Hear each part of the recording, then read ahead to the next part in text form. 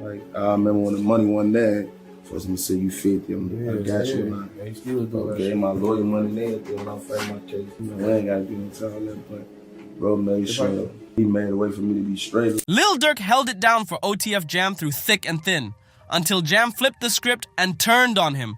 Now everything's wild. A video just dropped that's got the internet in a frenzy. It shows OTF Jam literally begging for his life. It's raw, it's emotional, and it's got everybody asking the same thing. Is this really the end for OTF Jam? One thing we do know about Durk, betrayal? He don't play about that. Jam went from being one of Durk's most trusted day ones to being labeled the snitch who might have wrecked the whole crew. Now he's on camera, looking desperate, pleading for forgiveness like everything ain't already in motion. And if history taught us anything about Durk, it's this. He always circles back. Like, I remember when the money wasn't there, first I'm gonna say you 50, I got you. They still do that. Gave my lawyer money there when I fight my case. I ain't gotta get into all that, but bro made sure.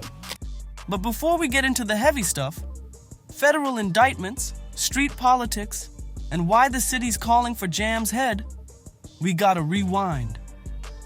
Cause this ain't just some random dude caught in a messy situation.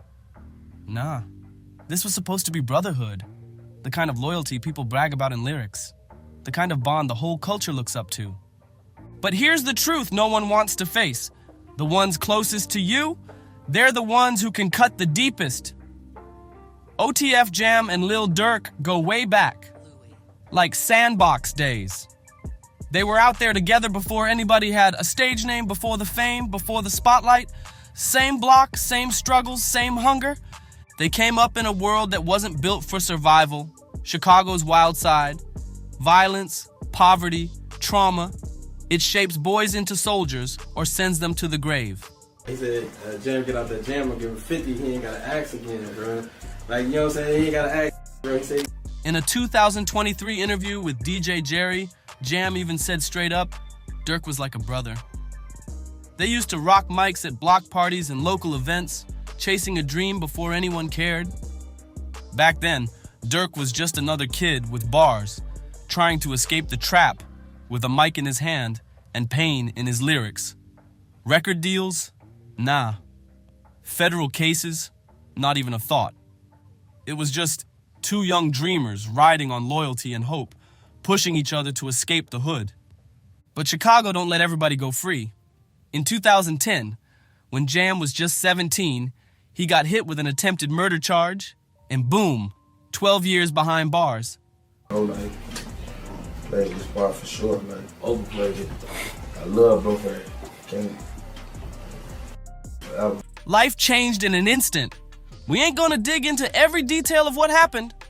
That's between him and the streets. But here's what matters. Most friendships don't survive a bid that long. When a homie's locked up for a decade, people vanish. The calls stop, the letters dry up, the loyalty fades, and that's when things start to shift. That's just how the streets move. Out of sight, out of mind. But Durk? Nah, he was cut different. While his career was skyrocketing and the money started flowing in heavy, he never turned his back on his day one sitting in that cold cell, and this ain't just about throwing some cash on a commissary account or checking in every few birthdays. We're talking legend-level loyalty here, the kind of real that barely exists anymore. All through Jam's 12-year stretch, Durk held it down like no other. He wasn't just talking about love, he showed it. While most rappers can't even be bothered to help their own cousins when they get locked, Durk was out here moving like a real one. This man even dropped major money on legal fees. And we all know good lawyers for attempted cases? That don't come cheap. And when Jam finally touched down in February 2022, after all those years behind bars, Durk didn't just dab him up and keep it pushing. He rolled out the red carpet. This man had a full-blown welcome home setup waiting for him, the kind of homecoming people dream of. First move, Durk bought him a house. Not no apartment or little side spot, a real crib. A place where Jam could breathe, reset, and get his life back together after a decade in the system. Then came the whip, so he could move around, hit the streets right, and handle his own business without depending on nobody. But Durk didn't stop there. He came with a whole bag. He handed Jam $50,000 in straight-up cash as a welcome home gift. 50 racks, no questions asked. That's more than most folks see in a whole year, and Durk dropped it like it was light work. That's how much the bond meant to him. And this loyalty, it was so solid, Durk had to stamp it in music. On King Von's track, Back Again, Durk rapped, "Jam get out that jam, I gave him 50, ain't gotta ask again." That bar wasn't just a flex. It was real life. That's how proud he was to hold his homie down through it all. But this whole story wasn't just about flashy gifts or big stacks of cash. Nah, Durk really put Jam on. He brought him into the OTF family as an artist, gave him a mic and a lane. Jam got featured on tracks like No Complaints and Focus in 2022 and 2023. Durk was handing him a real shot at making legit money, building a rap career, and staying out the system for good. Nobody laughing at Durk like they were laughing at me when I went to jail. Lord have mercy. So ain't nobody laughing at Durk. Now it ain't funny. Now your favorite rapper go to jail and look like he got a no bond like me. It was looking like a dream come true. Jam was out, making moves, finally getting a second chance. He had the kind of support most dudes in the streets never get. A team, a platform, a loyal friend who stuck by him when the world didn't. It was shaping up to be one of those rare stories. Two homies who went through it all and made it out together. But then, October 24th, 2024 came crashing in, and everything flipped fast. That's the day Lil Durk got picked up in Florida on some serious federal murder-for-hire charges. Not no local beef, not no state-level drama. Federal. That's the kind of heat that'll lock you away for life, or worse. And this wasn't just a random case either. It was tied to a 2022 hit attempt aimed at rapper Quando Rondo that ended with the tragic death of his cousin, Savia Lupa Robinson. 6 people total got caught up in the case, including 5 OTF members. And when the feds come knocking with charges like these, they don't play. They show up with full receipts, wiretaps, paper trails, voice recordings, the type of evidence that can bury a crew. That's when folks started asking the real questions. How did the feds know so much? Who was leaking info? Who knew the OTF structure that well? Who was the mole? And sadly, all eyes turned to Jam. The streets got loud, real loud. Rumors flew that OTF Jam had flipped, that he'd been working with the feds, wearing a wire, secretly gathering info for years, allegedly. And these whispers? They weren't just from randoms on the internet either. Nah, respected names in the hip-hop world started speaking up. DJ Academics, Whack 100, even Chicago's own King Yella. All of them started pointing fingers at Jam. And let's be clear, these dudes don't just toss out accusations for clout. They know what it means when you make claims like that. Whack 100 came out heavy, claiming Jam flipped after catching a fresh gun charge.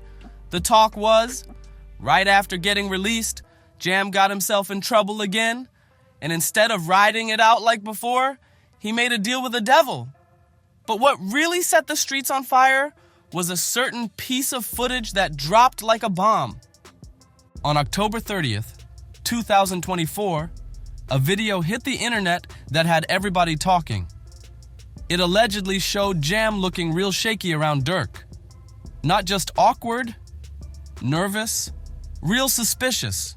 Social media lit up with comments accusing him of wearing a wire. Folks started breaking down the video frame by frame, saying stuff like, "You can't tell me he ain't wired up. He moving weird as hell."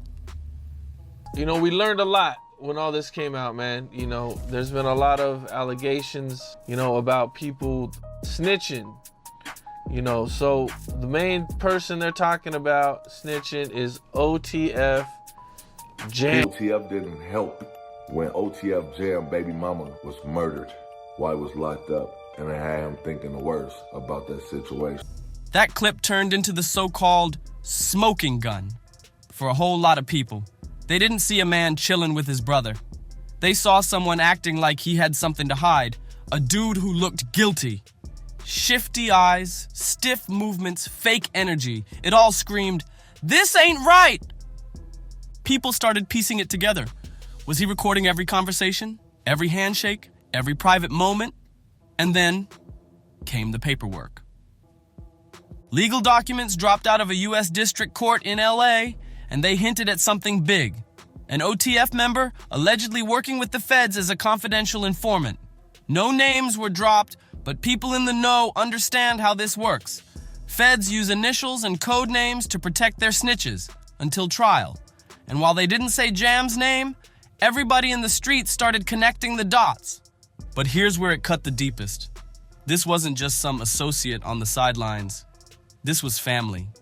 This was the same dude Durk held down through a whole 12-year bid, welcomed home with open arms, gave a house, a car, a career, and his trust. If the allegations were real, that meant every single conversation they had post-prison might have been fed fuel. Every moment Jam was supposed to be rebuilding with Durk could have secretly been used to take him down. Imagine that level of betrayal. You do time. Your brother holds you down like no other. Then you come back, play it cool, shake his hand, share laughs, all while helping build a case that could end his whole life. That ain't just foul, that's cold-blooded. And the hip-hop world? They reacted just like you'd expect. In a culture where snitching is seen as the ultimate disrespect, worse than most crimes, the accusations against Jam were met with straight-up disgust. Social media went wild. Everybody was digging through every rumor, every frame of that video, every lyric, every clue, trying to find out what really went down behind closed doors. Some folks tried to defend Jam, saying, "Ain't no real proof." But by then, the streets had already made their decision. In their eyes, he was a rat. And in this world, rats don't get second chances. There's no maybe or wait and see. In this culture, snitching is a one-way ticket to exile, and forgiveness? That don't exist. Let's break down just how deep this rabbit hole goes. 'Cause what started leaking out was wild. And the street reactions? Even wilder. First off, you gotta understand how the feds move. Once you peep their playbook, it starts making sense why so many believe someone was feeding them inside info. This wasn't just a case about a rapper getting in trouble. The feds were trying to label OTF as a full-on criminal organization, like a street version of the mafia. They weren't just looking at one shooting or one incident, they were stacking evidence, painting a picture of organized crime, using violence, intimidation, and structure to handle business. And the details they laid out, straight up insane. According to federal documents, on August 19th, 2022, 5 men tied to OTF allegedly tracked Quando Rondo all through LA like they were on a mission. They used 2 different cars to tail his black Cadillac Escalade. And once he stopped at a gas station, they let off at least 18 shots, including rounds from a fully automatic. Quando made it out, but his cousin didn't. He was hit and killed on the spot. Now here's where it got real sketchy.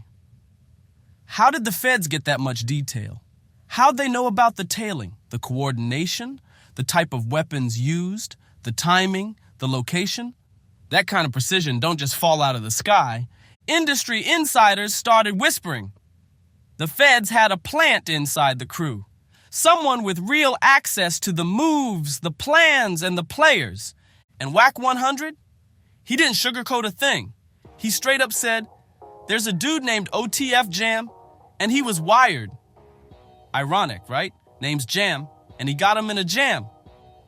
Whack wasn't just running his mouth. He's been around too long, seen too much. When he talks Fed business, people listen. Jam tried to shut it all down, saying there was no smut on his name, that he ain't never been a rat. Yeah, he caught a gun charge, but he claimed he stood tall. But then Whack 100 laid out a timeline that had people raising eyebrows fast. According to him, Jam had allegedly been wired up for 2 whole years, from the moment he got out in 2022 until Durk got hit in 2024. That means, right around the same time Quando Rondo's cousin got taken out, Jam was already in position allegedly working with the feds behind the scenes. Think about how twisted that is. While Durk was throwing him that big welcome home celebration, giving him keys to a house, a car, and $50,000 in cash, Jam might have been recording him the whole time. Every handshake, every sit down, every heart-to-heart between brothers. Bugged. That's not just betrayal, that's surgical. And why'd he allegedly flip? Simple. Self-preservation. Whack 100 said Jam caught a fresh gun case not long after he got out. And when the heat turned up, he made a decision. Help the feds, or face another long stretch behind bars. Public records confirm Jam was arrested again in May 2023 on a warrant tied to his old case. But the full details? Still hush-hush. Here's the thing. When someone's already done 12 years, their mind ain't the same. You finally taste freedom, and the thought of going back into that cage, that'll make some people snap. It'll make you turn on anybody. King Yella, someone who knows Chicago's underworld like the back of his hand, explained how fear and survival can twist even the realest dudes. Then it got even messier.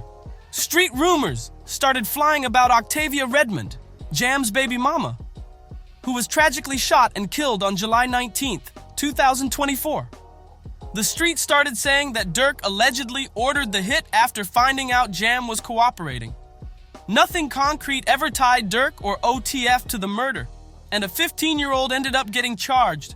But still, the timing had people talking. Whispers said Octavia had reached out to Durk asking for legal help when Jam caught his new case, and Durk supposedly ignored her calls. If that really happened, that might have been the moment Jam realized OTF wasn't really riding for him like he thought. And in this life, once loyalty starts cracking, enemies get made fast. King Yella broke it down raw. When survival kicks in and the walls start closing in, even the tightest bonds can break. And when they do, the fallout gets deadly. This whole situation shows just how messy and complicated these street bonds really are. Someone can ride for you, throw you love, hand you opportunity, but if you feel like they ain't there when you really need them, that respect can turn into resentment.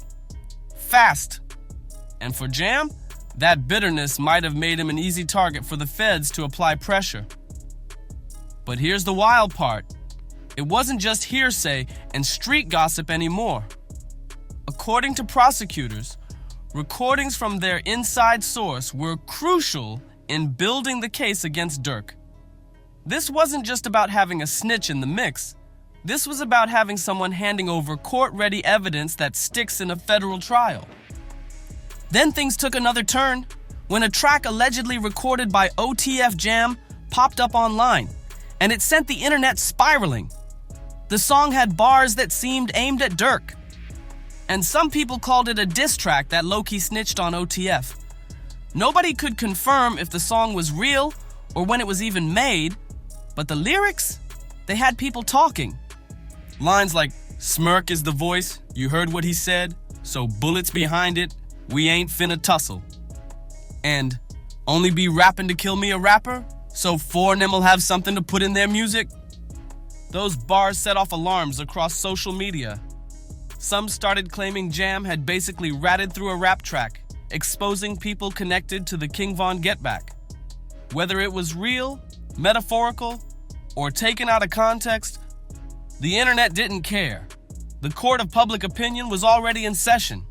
Things got so heated, someone even posted a fake news blast claiming OTF Jam had been shot and killed. The rumor spread like wildfire before it was debunked. But the fact that people believed it so quick, that told you everything. The anger toward Jam was real. Then came the jokes. 'Cause when the hood wants you canceled, it starts with memes. A clip, allegedly, showing Jam eating McDonald's during a Fed interrogation went viral.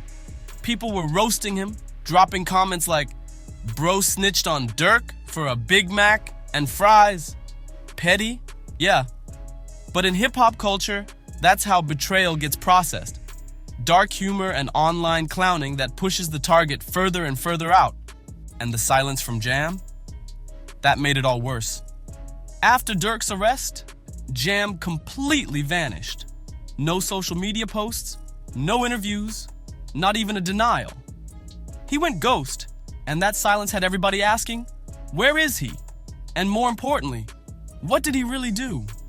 While Durk sat in federal lockup, facing life behind bars if convicted, the walls were closing in. The evidence the feds had on him, it was heavy, and most of it looked like it came from someone deep inside who knew how OTF really moved. The streets were stuck between truth, lies, and them federal ties. Then in December 2024, out of nowhere, OTF Jam finally broke his silence. He popped up on Instagram stories with a bold message. He denied everything, said he never lied to Durk, and swore the real truth would come out once the paperwork dropped. His message was straight defiance. When the discovery comes out, you gon' see I'm not how the feds got on us. I'ma let the paperwork come out, cause it's gonna tell it all. But Jam didn't just defend himself. He went on the attack. Dude started throwing shots left and right and even put Durk in the crosshairs. Jam basically told the world if Durk ain't want to get caught up, he shouldn't have been at the crime scene. Real talk. That statement had the streets in shock. 2 years ago, this man was rapping about gang loyalty and brotherhood. Now he was pointing fingers at the one person who gave him everything after prison. That didn't sit right with a lot of people. But Jam didn't stop there. He started airing everybody out. He called out other OTF members like Buna and Jari, accusing them of spreading lies. Then he even went after women connected to the crew. Lexio, Nikki Nicole. Nobody was safe. Jam was burning bridges fast, acting like someone who felt completely betrayed by the family that once had his back. Still, the part that got the most attention? That bold promise. Jam claimed that once those legal discovery docs became public, they'd clear his name and expose the real informant who gave the feds everything. That one promise flipped the whole situation. Now the clock was ticking. Because either those documents were going to save him or destroy him for good. And the streets split down the middle. Some folks thought it was too late. Jam sounded like a guilty man trying to flip the script, playing mind games to create doubt.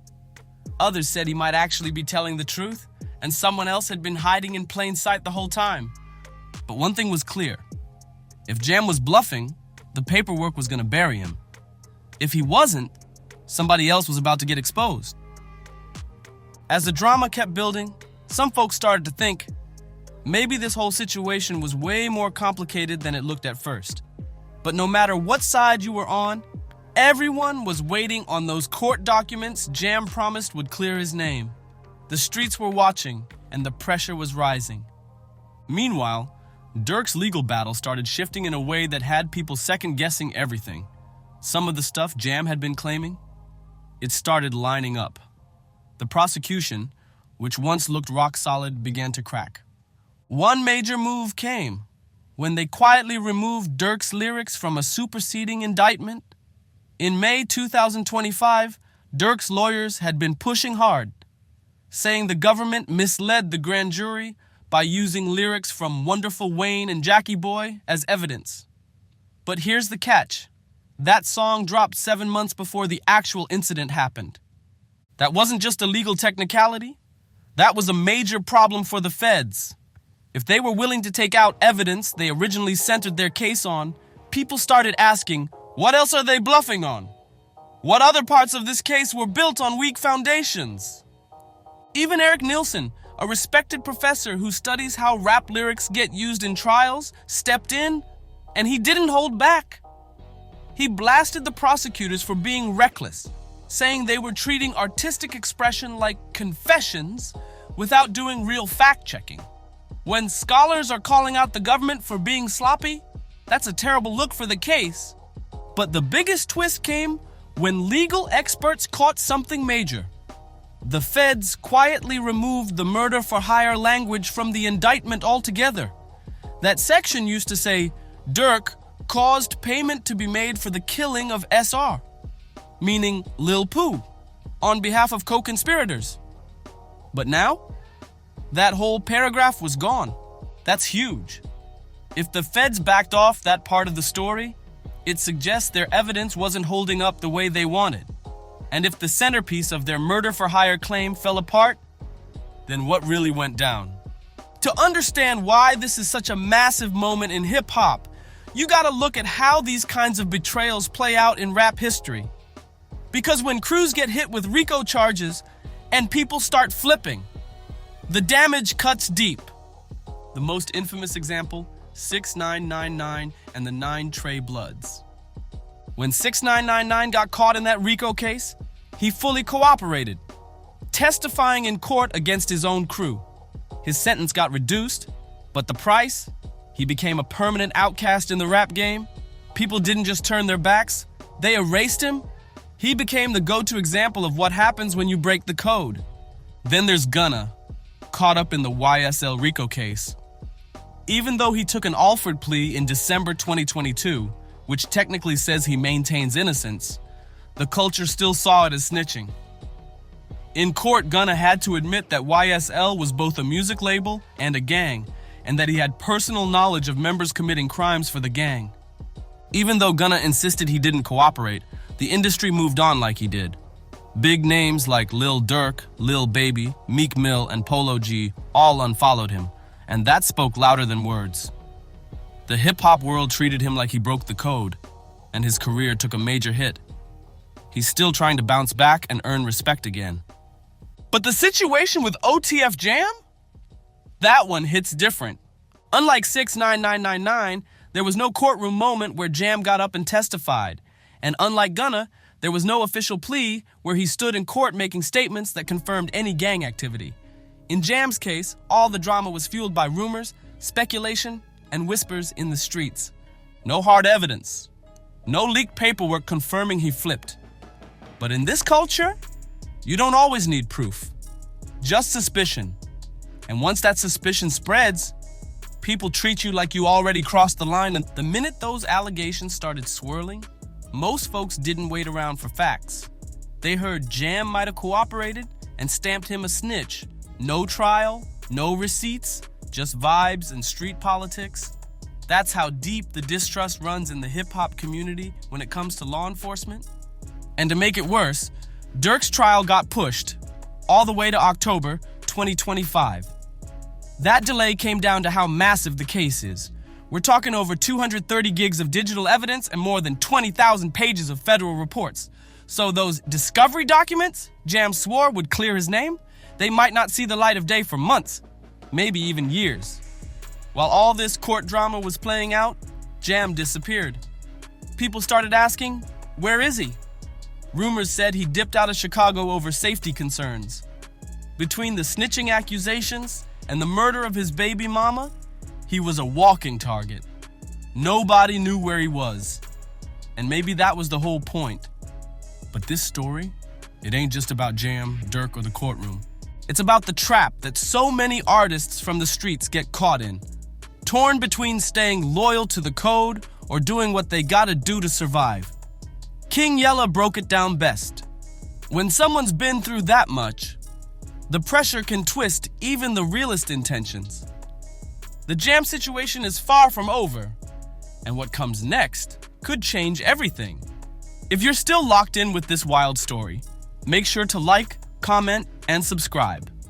Let us know in the comments. Do you think Jam really flipped? Or is the whole thing deeper than we know? Either way, stay tuned. We'll catch you on the next one.